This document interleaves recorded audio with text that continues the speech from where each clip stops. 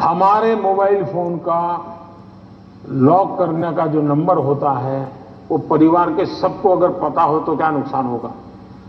परिवार के हर सदस्य को हर एक मोबाइल का अगर इतनी ट्रांसपेरेंसी आ जाए, आप काफी बुराइयों से बच जाएंगे, काफी बुराइयों से बच जाएंगे। कि भाई हर किसी को हर एक भले मोबाइल अलग होगा लेकिन उसका जो कोड वर्ड है उसको मालूम है, तो ये भला हो जाएगा। दूसरा, आप भी अपना स्क्रीन टाइम को मॉनिटर करने वाले जो एप्स होते हैं उसको डाउनलोड करके रखिए।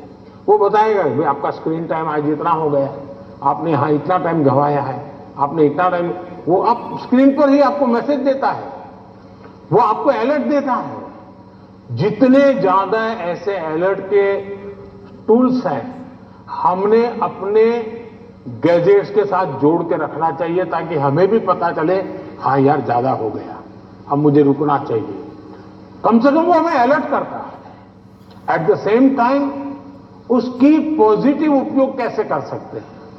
अगर मान लीजिए मैं कुछ लिख रहा हूं लेकिन मुझे एक अच्छा शब्द मिल नहीं रहा है, तो मैं डिक्शनरी की मुझे जरूरत है, मैं डिजिटल व्यवस्था का उपयोग करके उसका लाभ ले सकता हूं। मान लीजिए कि मैं कर रहा हूं और मुझे कोई अरिथमेटिक का सूत्र ध्यान नहीं आता है, चलिए मैंने डिजिटल चीज का सपोर्ट सिस्टम ले लिया, पूछ लिया उसको, क्या हुआ, फायदा होगा। लेकिन अगर मैं जानता ही नहीं हूं कि मेरे मोबाइल में क्या ताकत है तो मैं क्या उपयोग करूंगा।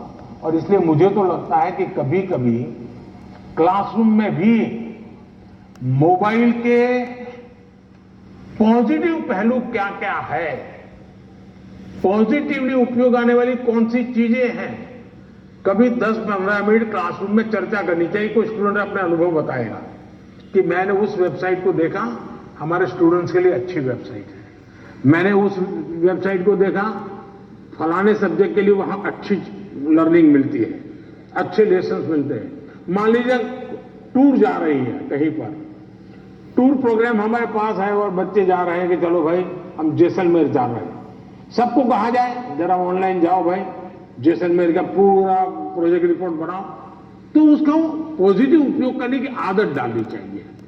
उसको लगना चाहिए कि तुम्हारी मदद में बहुत सी सारी व्यवस्थाएं उपलब्ध है, तुम इसका उपयोग करो। जितना ज्यादा सकारात्मकता से आप उपयोग करोगे उतना आपको लाभ होगा। और मेरा आग्रह रहेगा कि हमने उससे दूर भी नहीं भागना है, लेकिन हमने हर चीज का विवेक से और पूरे परिवार में ट्रांसपेरेंसी से, जितनी ज्यादा ट्रांसपेरेंसी आएगी, ऐसे चुप चुप करके देखना पड़े तो मतलब कुछ गड़बड़ है। जितनी ट्रांसपेरेंसी आएगी उतना लाभ ज्यादा होगा। बहुत बहुत धन्यवाद।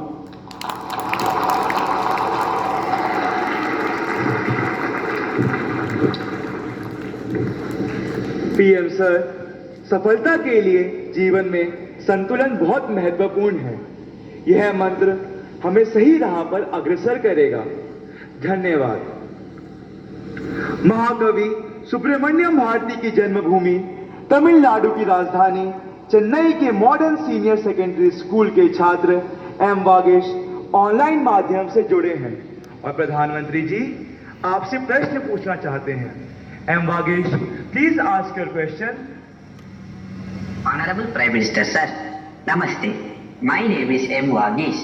I am student of Modern City Secondary School, Nanganallur, Chennai. My question is, how do you handle stress and pressure in the super strong position as a Prime Minister? What is your key factor of controlling stress? Thank you. आप भी बनना चाहते हैं क्या? तैयारी कर रहे हो क्या? धन्यवाद एम वागेश। आज की इस परिचर्चा का अंतिम प्रश्न देवभूमि उत्तराखंड, जो अपनी प्राकृतिक सुषमा के लिए प्रसिद्ध है, उधम सिंह नगर स्थित डायनेस्टी मॉडर्न गुरुकुल एकेडमी की छात्रा स्नेहा त्यागी ऑनलाइन माध्यम से जुड़ी हैं और प्रधानमंत्री जी से प्रश्न पूछना चाहती हैं। स्नेहा, कृपया अपना प्रश्न पूछिए। दिव्य है, अतुल्य है, अदम्य साहस का परिचय है आप। युगों युगों के निर्माता, अद्भुत भारत का भविष्य है आप। देवभूमि भी उत्तराखंड से आदरणीय प्रधानमंत्री मोदी जी को मेरा चरण स्पर्श प्रणाम। मेरा नाम स्नेहा त्यागी है। मैं डायनेस्टी मॉडर्न गुरुकुल अकादमी टिंकी फार्म खटीमा उधम सिंह नगर की कक्षा 7 की छात्रा हूँ। आदरणीय प्रधानमंत्री जी से मेरा प्रश्न है कि हम आपकी तरह सकारात्मक कैसे हो सकते हैं। धन्यवाद श्रीमान। थैंक्स नेहा। प्रधानमंत्री जी, आप अपने बिजी लाइफ में प्रेशर को कैसे हैंडल करते हैं और इतना प्रेशर होने पर भी हमेशा सकारात्मक कैसे रह पाते हैं? आप यह सब कैसे कर पाते हैं? कृपया अपनी सकारात्मक ऊर्जा का रहस्य हमसे साझा करें। प्रधानमंत्री जी।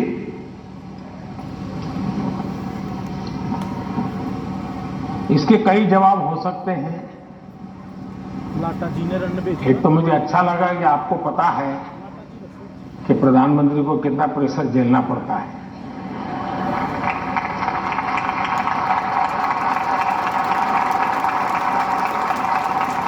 वरना आपको तो लगता होगा हवाई जहाज है, हेलीकॉप्टर है, उनको क्या है, यहां से यहां जाना है, यही करना है।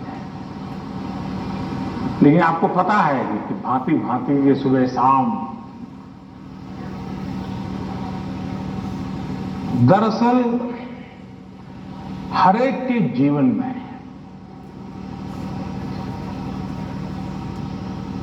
अपनी स्थिति से अतिरिक्त ऐसी बहुत सी चीजें होती हैं जिसको उसे मैनेज करना पड़ता है। जो उसने सोचा नहीं वैसी चीजें व्यक्तिगत जीवन में भी आ जाती है, परिवार जीवन में आ जाती है, और फिर उसको उसे भी संभालना पड़ता है। अब एक नेचर ऐसा होता है कि भाई बहुत बड़ी आंधी आई है, चलो कुछ पर बैठ जाए, निकल जाए। कुछ संकट आया है, नीची मुंडी करो यार, समय जाएगा। शायद ऐसे लोग जीवन में कुछ अचीव नहीं कर सकते। मेरी प्रकृति है और जो मुझे काफी उपकारक लगी है, मैं हर चुनौती को चुनौती देता हूं।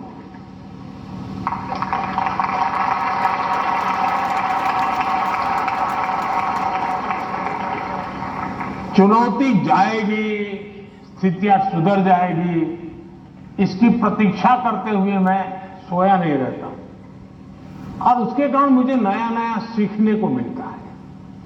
हर परिस्थिति को हैंडल करने का नया तरीका, नए प्रयोग, नई स्ट्रेटजी, ये इवॉल्व करने का सहज मेरी विधा, मेरा अपना विकास होता जाता है। दूसरा, मेरे भीतर एक बहुत बड़ा कॉन्फिडेंस है। मैं हमेशा मानता हूं कि कुछ भी है, 140 करोड़ देशवासी मेरे साथ हैं।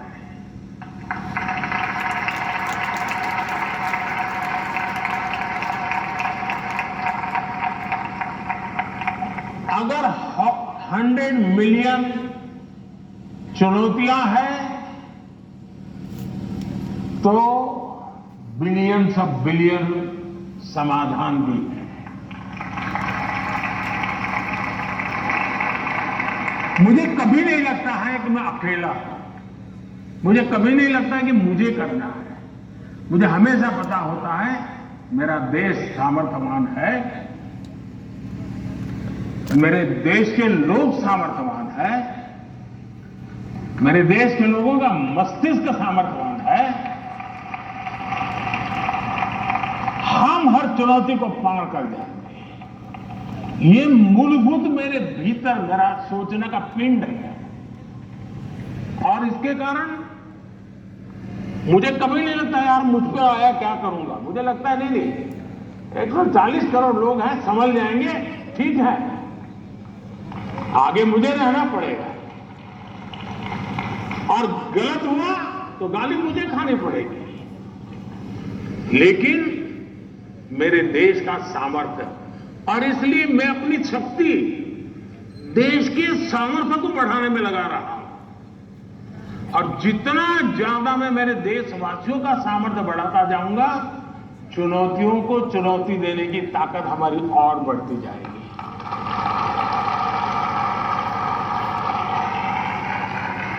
अब हिंदुस्तान की हर सरकार को गरीबी के संकट से जूझना पड़ा है। हमारे देश में संकट है ही है, लेकिन मैं डर करके बैठ नहीं गया।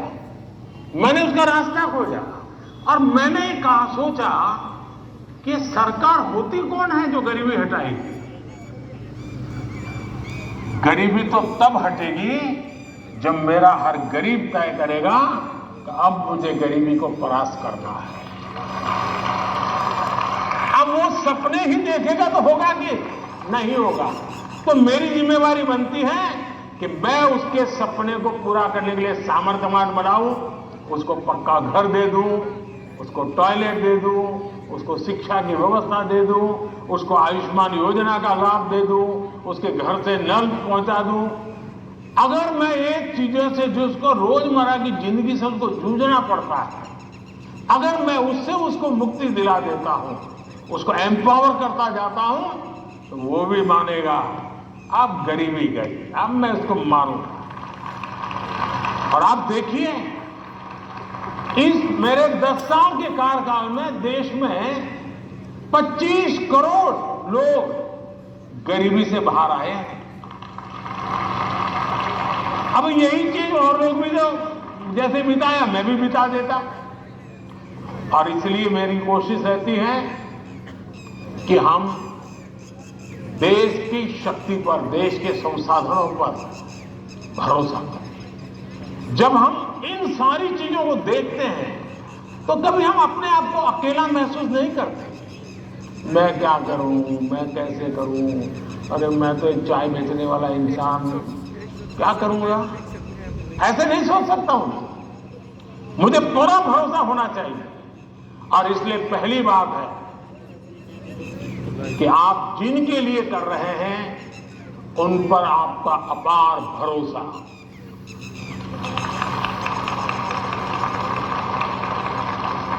दूसरा, आपके पास निरक्षीर का विवेक चाहिए।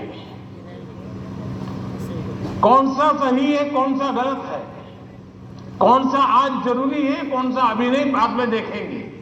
आप प्रायोरिटी तय करने का सामर्थ्य चाहिए। वो अनुभव से आता है, हर चीज को एनालाइज करने से आता है। मैं दूसरा प्रयास ये करता हूं। तीसरा, मैं गलती भी हो जाए तो ये मान के चलता हूं कि ये मेरे लिए लेसन है। मैं इसको निराशा का कारण नहीं मानता हूं। अब आप देखिए, कोविड का संकट कितना भयंकर था। मामूली चुनौती थी क्या? पूरी दुनिया फंसी पड़ी थी। अब मेरे लिए भी था कि क्या करोगे, मैं कह दूं अब क्या करें, तो भाई वैश्विक बीमारी है, दुनिया भर में ऐसा ही है, सब अपना अपना संभाल लो। मैंने ऐसा नहीं किया। रोज टीवी पे आया, रोज देशवासियों से बात की, कभी ताली बजाने के लिए कहा, कभी थाली बजाने के लिए कहा, कभी दिया जलाने के लिए कहा। वो ऐप कोरोना को खत्म नहीं करता है, लेकिन वो है कोरोना के खिलाफ लड़ाई लड़ने की एक सामूहिक शक्ति को जन्म देता है। सामूहिक शक्ति को उभारना। अब देखिए, पहले भी खेल के मैदान में हमारे लोग जाते थे, कभी कोई जीत के आता था, कोई जीत के नहीं आता था। जाने वाले को पूछता नहीं था, आने वाले को पूछता नहीं था। मैंने कहा भले 3 मेडल के जीत जाएंगे, लेकिन मैं उसके ढोल पीटूंगा। तो धीरे धीरे करके 107 मेडल लेने का सामर्थ्य उन्हीं बच्चों में से निकला। सामर्थ्य तो था, सही दिशा, सही रणनीति, सही नेतृत्व का परिणाम लाता है। जिसके पास सामर्थ्य है